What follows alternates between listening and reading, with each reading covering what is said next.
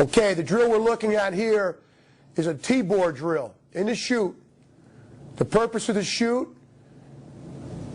is to keep the bend in your ankles. Now you see some of us here are bending at the waist. We're trying to keep the bend in the ankles. We're trying to stay on the zone angle. And notice the way the driving of the elbow. Drive the elbow as though you're running. Maintain a base, keep the weight on the inside balls of the feet. Now we'll turn the board left, and we'll take a T-board left angle. Again, make sure you're driving the elbow as you come through. Bending at the ankles, not so much at the waist. This is a drill that's done every day. This is what I call a must drill. There are certain drills in your system that you have to do every single day. If you're a zone team, this is one of them. Explosion drill. We love the word explosion. We love the roll of hips. Tight hands on the bag. Keep the hands very tight. Get your feet in the ground and roll the hips. Explode at the hip. Fit and finish. This is a great drill. It's basically breaking down the block. So for instance, how many guys have trouble blocking the second level as a linebacker? Well, this would be simulating getting up to the linebacker level and now block the linebacker and run. Getting up to the linebacker, block the backer, and run. That's a good drill. Block the linebacker and run. It's also good for interior linemen as they try to disengage and get to the football. You got to work the right half side of your body and the left half side of your body. Okay, sticks. If you don't have sticks, just take your hands and grab onto the outside part of the shoulder, the round part of the shoulder. You don't have to have sticks, but the sticks are better. Make sure there's plenty of room in between the groups, the pairings, so you don't whack each other with the stick. Okay, what the purpose of the drill is to push and then pull. Push and then pull. And what you're trying to do is take the offensive man. The offensive man is facing out away from the building. You would like to try to take him right there. You see the pull? Take him out of balance, which is simulating a defensive lineman slapping and punching and pulling and grabbing an offensive lineman as he's trying to pass block. So always trying to maintain the center of gravity and balance is the purpose of the drill with the sticks. See right here, we're getting pulled on our toes. This is a good drill to feel balance. Get back to the center of balance. Defensive player, you have to work the drill. You have to be violent on the stick to try to pull the offensive player out of balance. Again, you don't only have to do this in two pairs. You can do it 4 and 5 guys across, but give yourself plenty of room. Push and pull and work lateral. Keep the entire foot in the ground.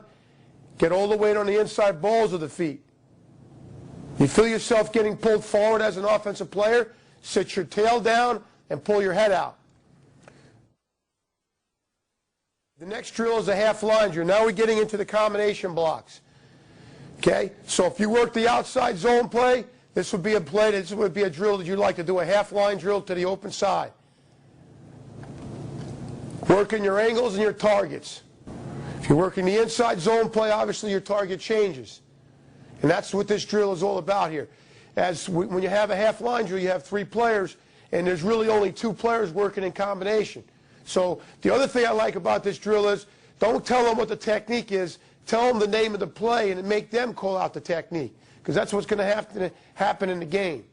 They're not only working on their technique, they're working on their assignment or their technique calls at the line. You know, you all have line calls. Here's when you get a chance to make them.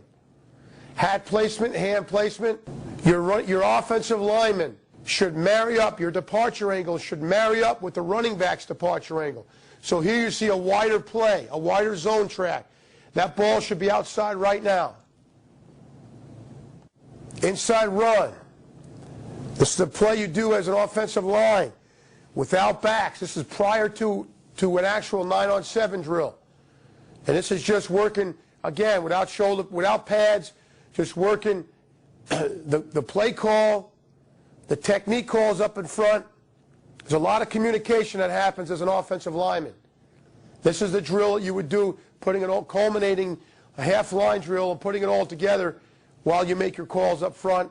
Again, a lot of times you don't have time for individual, so this is the time to work your technique as well as your assignment. You're putting it all together. You also have the ability to change the front. So you can go from an odd front to an even front to an under front. You could slant and angle the front, which is going to alter and change surface angles and targets. Teaching protection. Okay, your shoe set. Always make sure the defensive player rushes towards the outside. Make him go the distance. Make him run around you.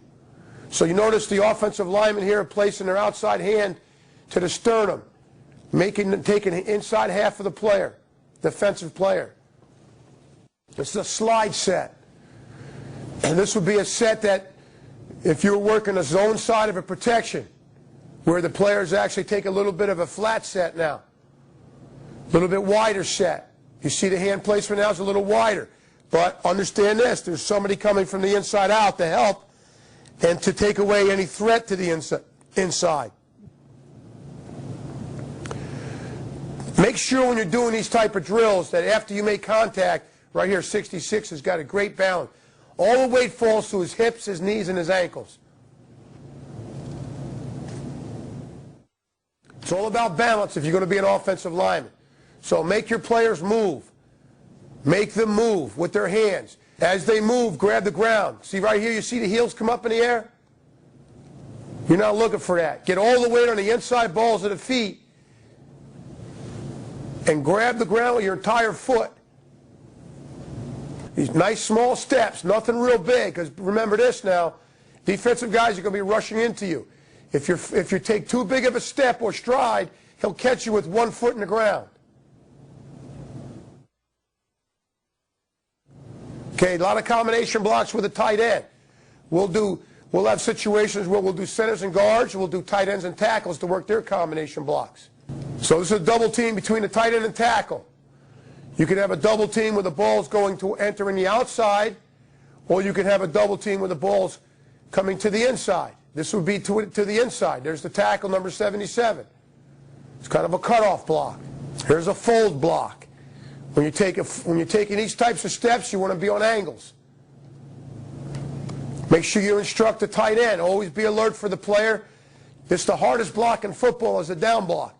That defensive end could rush up the field and penetrate, or he could club and stop and go across the tight end's face, which makes it very difficult.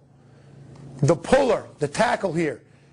Make sure you give him a target. If the ball's supposed to stretch, go for the outside shoulder of the linebacker, like that. Again, here's the zone step. Here's a zone block between a tight end tackle.